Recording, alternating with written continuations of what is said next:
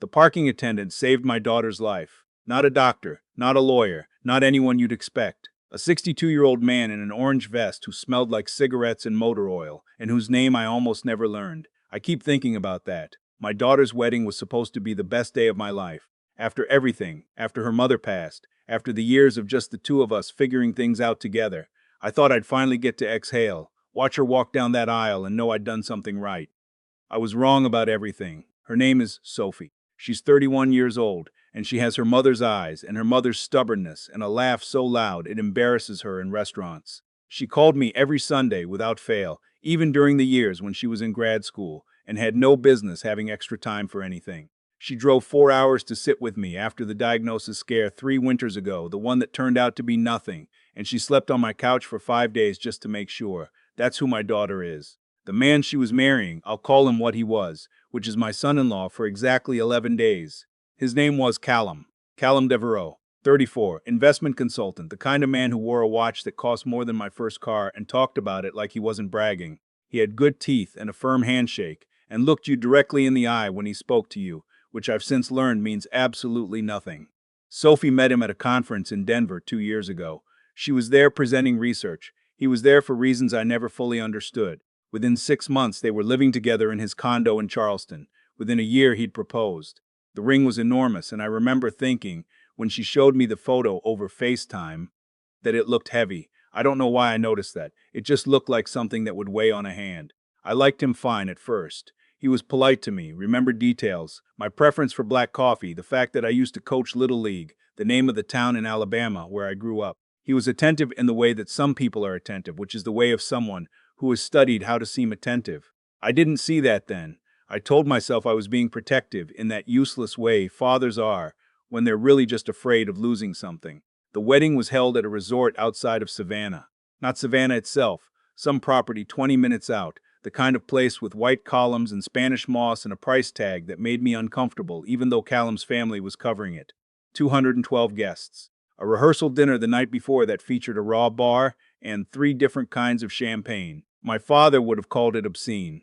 I thought about him during the cocktail hour, wondered what he'd have made of all of it. Sophie looked like a painting.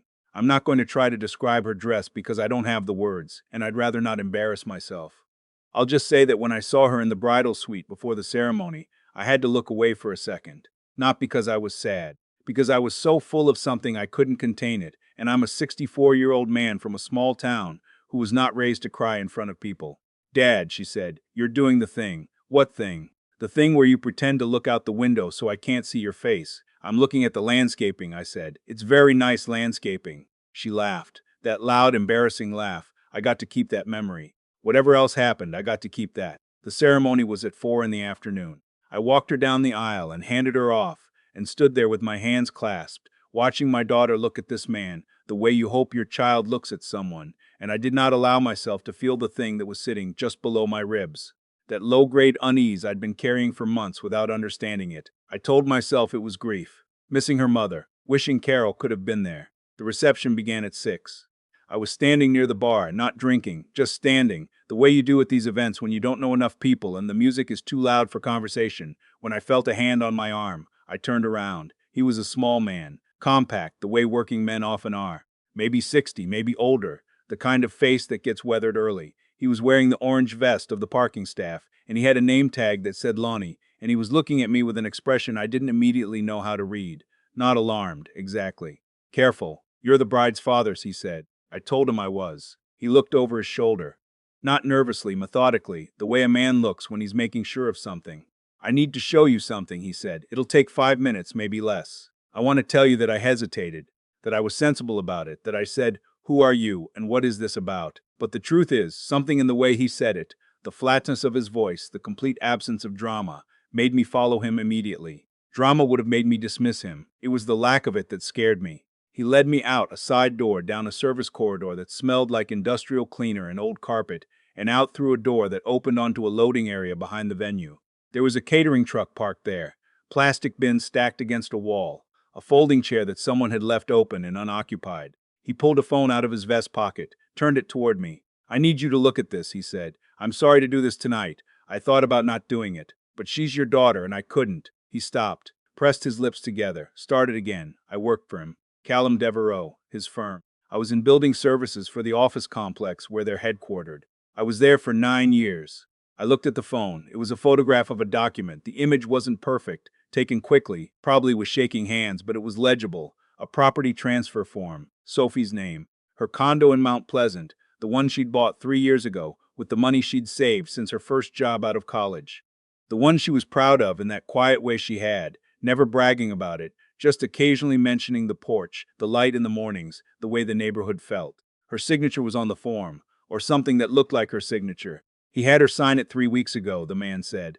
Told her it was paperwork for combining finances after the wedding.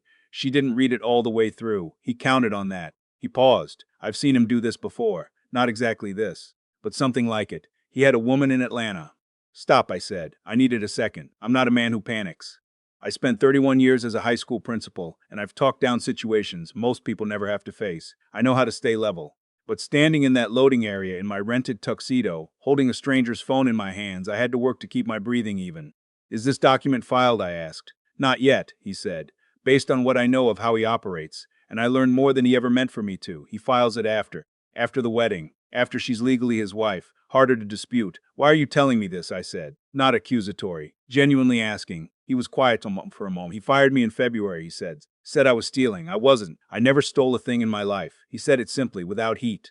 I didn't come here tonight because of that. I came because my wife's niece is on the catering staff, and I drove her to work. And when I saw his name on the sign out front, I thought. He shook his head. I thought about what I knew and what I was going to do with it, and I decided I couldn't drive away. I looked at him for a long moment. Then I asked him to send me that photograph. He did, right there, standing by the catering truck, and I watched it arrive in my messages, and I saved it twice, in 2 different places, the way my daughter taught me to back up important files. Is there more? I asked. There was more. I won't go into all of it here because some of it is still part of an ongoing legal matter, and my attorney has asked me to be careful. What I'll say is this. Callum Devereaux had done something similar before, in a relationship that ended badly for the woman involved, who was now in a protracted legal dispute trying to recover assets she hadn't known she'd signed away. The man in the orange vest had a name and a contact number for her attorney. I called my own attorney that night. Not at that hour. It was 7:30 on a Saturday and I was at a wedding reception. But I texted him, a man I've known for 22 years named Gil, and I told him I needed him first thing Sunday morning. He texted back within 10 minutes. He's a good man. He didn't ask questions. What I had to do next was the hardest thing I've ever done. I went back inside. I stood at the edge of the reception and I watched my daughter dance with her new husband, and I felt my jaw tighten until it ached. I could see his hand at the small of her back. I could see her laughing at something he said.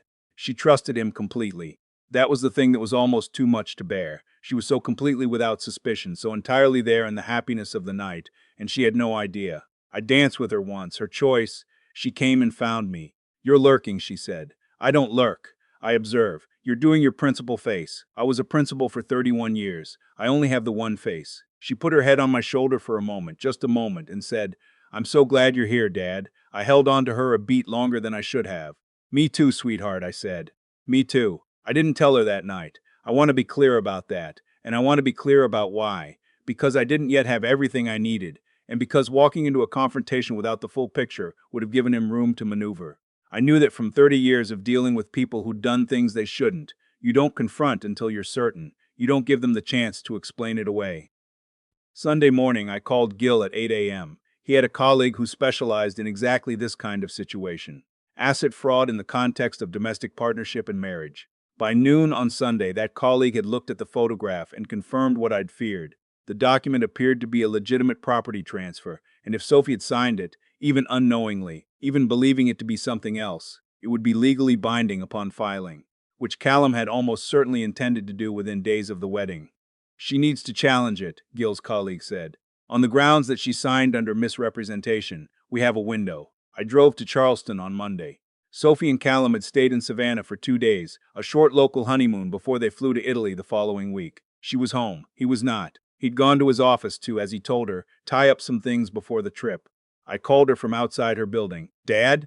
Are you here? Can I come up? I said. The conversation lasted 4 hours. I won't reconstruct it here because it belongs to her privacy and her grief, which was real, and which I watched move across her face in waves as I laid out everything I had. The photo, Gil's notes, the woman in Atlanta. The name of her attorney. Sophie is her mother's daughter in the best way.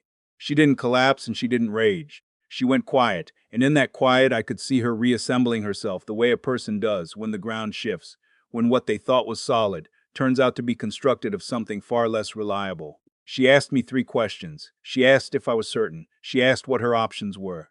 She asked how long she had before the document was filed. She did not once ask whether I was sure about Callum.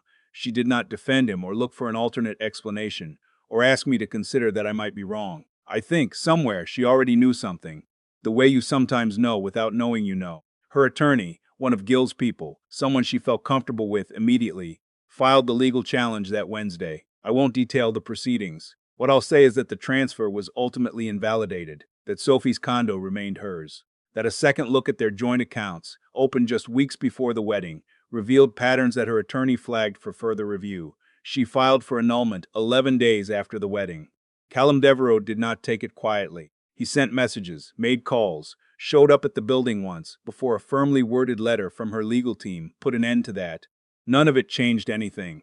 The thing about someone who operates through deception is that their leverage depends on you not knowing. Once you know, they have very little left. The man in the orange vest, his name was Lonnie Pruitt, and I'll write it out because he deserves to have his name in this story, sent me a text about 3 weeks later. He'd heard through his wife's niece that things had worked out. He didn't ask for anything, he just said he was glad. I called him back. He seemed surprised that I had. I asked him to meet me for coffee. He agreed, a little cautiously. We met at a diner near the venue. It felt right, going back to that geography, closing something, and I sat across from him and shook his hand and told him what he'd done. I just showed you a picture, he said. You came back, I said. You could have driven away. He looked out the window, stirred his coffee. I kept thinking about her, he said. Your daughter. I saw her in the parking area when I first arrived. She was laughing about something. He stopped. She looked like someone who had no idea what was coming, and I could stop it. So I did. We talked for almost 2 hours, about his career, his family, his 4 grandchildren, about the situation with his former employer, which he was still navigating. Before I left, I asked him for permission to share his story, anonymized, I told him, at his discretion, because I thought people needed to know this kind of thing happens, not just the fraud, but the other part, the part where someone chooses to act. He said yes. Just don't make me the hero, he said. I'm not comfortable with that. I told him I wouldn't make him anything he wasn't. Sophie is doing well. She's back in her condo on her porch in the good morning light. She calls me every Sunday. She spent Thanksgiving with me this year and cooked the whole thing herself, which she's never done before, and she told me over the dishes that she was grateful, not just for what I did, but for the fact that I waited, that I got it right before I came to her, that I gave her what she needed to make her own decision. You could have told me the night of the wedding, she said. I could have, I said, but you needed the full picture. You deserved that. She was quiet for a moment. You know what's strange, she said. I keep thinking about that man, Lonnie. I never even met him, and he changed my life. Some people are like that, I said. Do you think he knew, she said, how much it mattered? I thought about the diner, the way he stirred his coffee and looked out the window, the 4 grandchildren he'd mentioned by name without being asked. I think he knew enough, I said. Outside, the November light was going gray and thin. Sophie was rinsing plates and handing them to me, and I was drying them in the way I'd dried dishes in my own kitchen for 30 years, the familiar motion of it, the ordinary comfort. My daughter was safe. Her name was on her own deed. Her Sunday calls were her own choice, and not something anyone had leveraged or maneuvered. A parking attendant with a cell phone and a conscience had given me the 5 most important minutes of my life. I think about that. I think about how close it came to going differently. How if he'd driven away, if he'd decided it wasn't his problem, if he'd weighed the awkwardness against the obligation and let the scales tip the wrong way, how different that Tuesday morning would have been, how different everything after. You never know who's paying attention. You never know who's going to be the one standing there with the information you need, the moment you need it. Be the kind of person someone would want to tell.